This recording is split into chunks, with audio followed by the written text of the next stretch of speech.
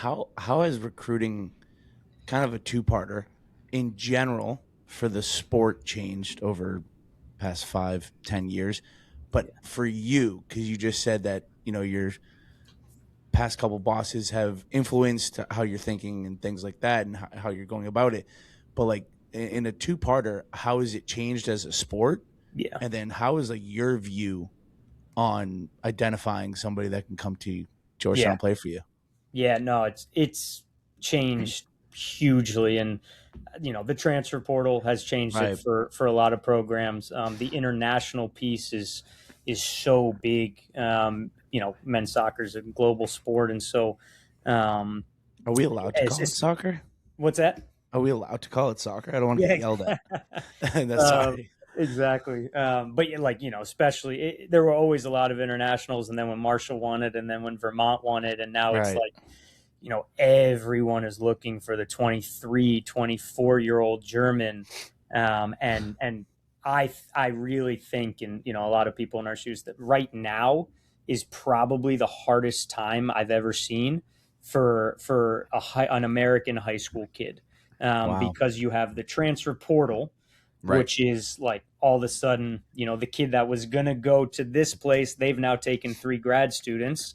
And so now those are 3 less spots for the American high school kids. So now the kid that was going to go to the big time place, he's now maybe going to the other place. So now there's this huge trickle down, and you're seeing these kids that 8 years ago were for sure Division I players that are Right. going, to the top D to go into NESCAC or Centennial or UAA.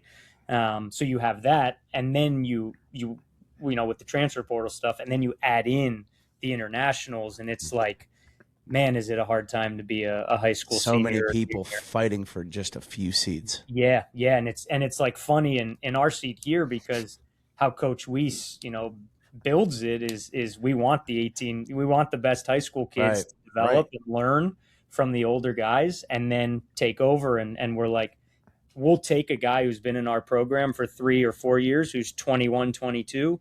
We'll take him over the 24-year-old German or Brazilian, Right.